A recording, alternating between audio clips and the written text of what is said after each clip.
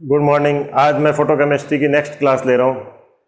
इसमें मैं आपको नॉरिस टाइप फर्स्ट रिएक्शन के बारे में बताऊंगा, लेकिन उससे पहले मैंने आपको पिछले वीडियो में एक फोटो रिडक्शन का ही एक जो आपको क्वेश्चन दिया था उसका आंसर क्या होगा वो मैं पहले एक बार एक्सप्लेन कर देता हूँ। ये था आपके PHCO यानी एसिटोफिनोन था, PHCO CH3, और हमने पूछा था फोटो रिडक्शन रिएक्शन इसमें किस तरह से प्रोडक्ट बनेगा। तो बहुत सिंपल ही है ये, हमने और यहाँ पर हमने वही आइसोप्रोपिल अल्कोहल ले लिया। तो हमें ये पता ही है पूरा प्रोसेस। अब मैं यहाँ पर वापस मैकेनिज्म नहीं लिख रहा हूँ, लेकिन हमें पता है ये किस तरह से बनेगा। PHCH3OH यानी वही पिनाकोल का निर्माण होगा।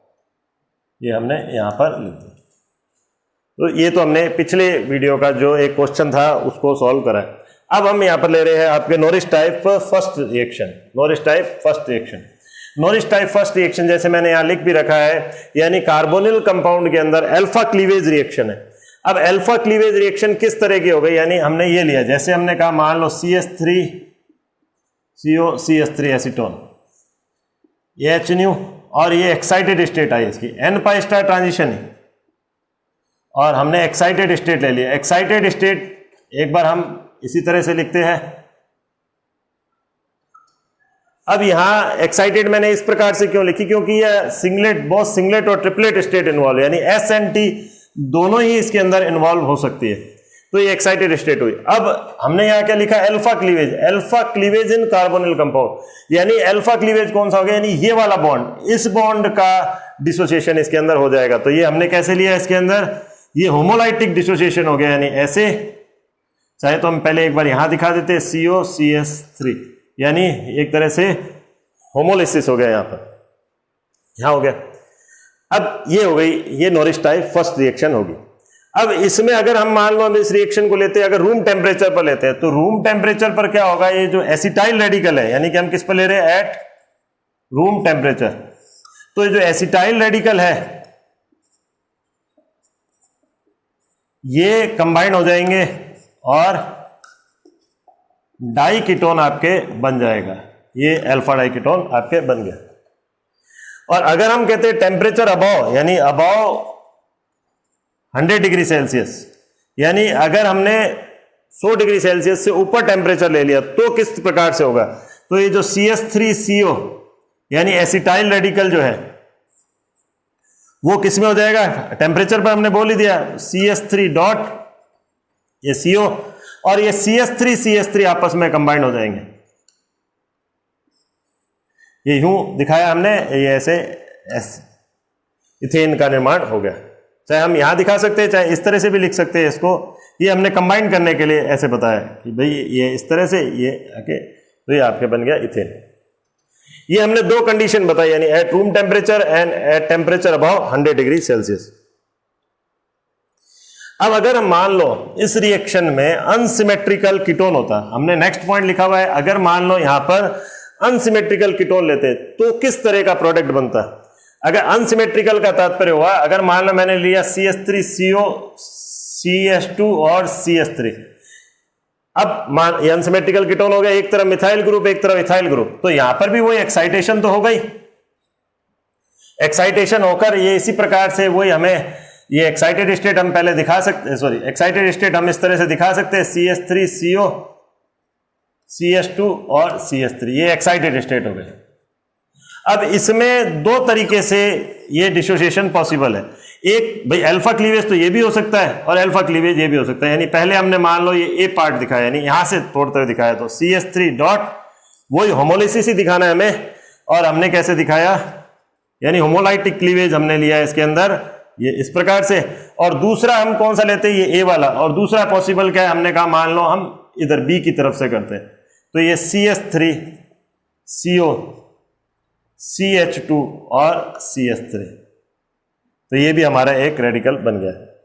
तो अब जब इस तरह की स्थिति हो, जब इस तरह की हो कि यानी दो तरफ से टूटने की संभावना, क्योंकि अनसिमेट्रिकल है। पिछले में तो क्या था कि अगर मान लो मैंने ये कीटोन लिया था, ये लिया था, तो चाहे इधर से टूटे चाहे इधर से, दोनों में ही मिथाइल रेडिकल और एसिटाइल रेडिकल ही बनना था। लेकिन इस स्थिति में आपके दो अलग अलग तरह के प्रोडक्ट बने, एक में मिथाइल रेडिकल और एक में इथाइल रेडिकल का निर्माण हो रहा है।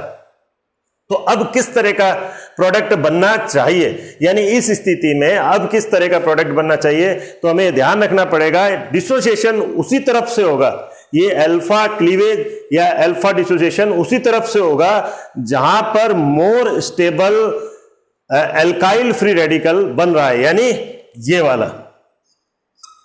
वाला, क्योंकि मिथाइल की तुलना में इथाइल रेडिकल जो है वो मोर स्टेबल है, मिथाइल की तुलना में इथाइल मोर स्टेबल है, तो ये वाला होगा ना कि ये। हालांकि आपको अभी मैं बताऊंगा कि ये जो इस पर लैम्डा का भी इफेक्ट पड़ता है वो अभी हम बाद में लेंगे। इसी तरह का एक और एग्जाम्पल हमने लिया,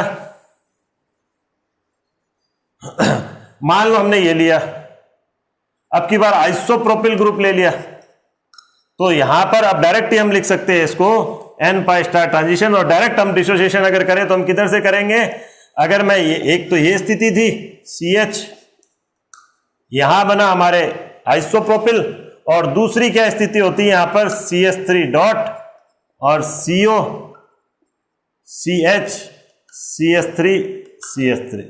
तो अब एक स्थिति ये थी आपके पास और एक स्थिति ये, अब इसमें मिथाइल रेडिकल बन रहा है, मिथाइल की जगह आप इथाइल भी लेते तो भी वो लेस स्टेबल ही होता, लेकिन इधर क्या बन, सेकेंडरी रेडिकल जो है वो ज्यादा स्टेबल है किसकी तुलना में, इसकी तुलना में, तो ये प्रोडक्ट नहीं बनकर बल्कि इस प्रोडक्ट का निर्माण होगा। क्लियर यहां पर?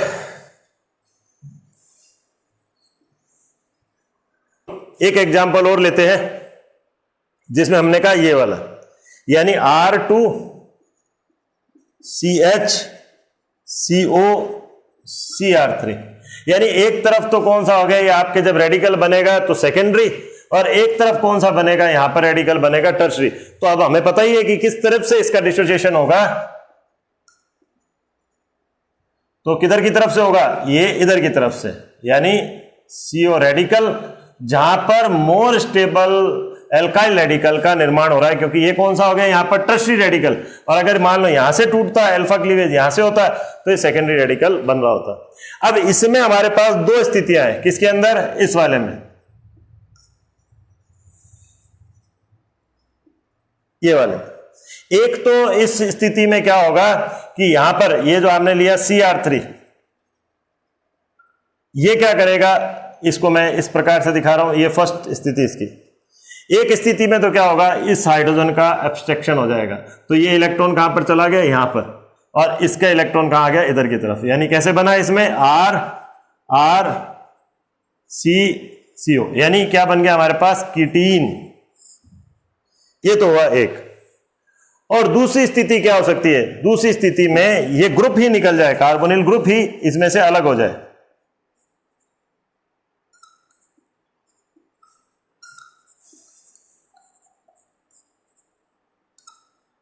ये कार्बोनिल ग्रुप अलग हो गया। अब ये कार्बोनिल ग्रुप अलग हो गया तो ये आपस में क्या करेगा, दूसरे इसी तरह के रेडिकल के साथ कंबाइन होकर, यानी किसके साथ, R2CH के साथ कंबाइन होकर ये डाइमर बना दे।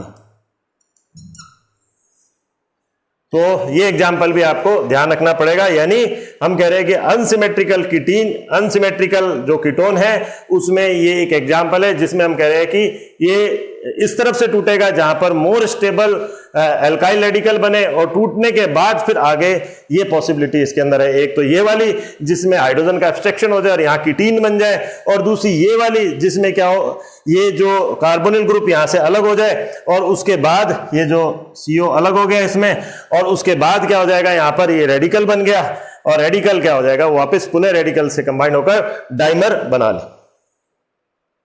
अब मैंने एक चीज और आपको कही थी कि इसमें लैम्डा का भी इफेक्ट होता है, यानी कि अगर लैम्डा इंक्रीज होता है तो कई बार जो प्रोडक्ट बन रहे होते हैं वो भी हमें डिफरेंट प्राप्त होता है, यानी नोरिश टाइप फर्स्ट जो प्रोडक्ट है वो भी हमें कई बार डिफरेंट प्राप्त होते हैं। तो जैसे हमने लिया मान लो CH3CO और C2H5, तो अब हमने कहा अगर मान लो हमने लैम्डा लिया कितना, 254 nm पर लिया, यानी 254 nm पर, 254 nm पर, तो हमें सामान्य प्रोडक्ट की तरह ही, यानी यहां एसिटाइल रेडिकल मिला और C2H5 ये, यानी कि मोर स्टेबल एल्काइल रेडिकल का निर्माण हुआ। लेकिन अगर मान लो मैंने इसको ले लिया 313 यानी 313 nm पर, तो ऐसी स्थिति में हमारे पास कौन सा बना, मिथाइल रेडिकल बना, और ये आपके इस प्रकार से प्रोडक्ट बना, दोनों में हुआ अल्फा क्लीवेज ही है, लेकिन ये लैम्डा का प्रभाव पड़ा है कि यानी लैम्डा के बढ़ने के साथ प्रोडक्ट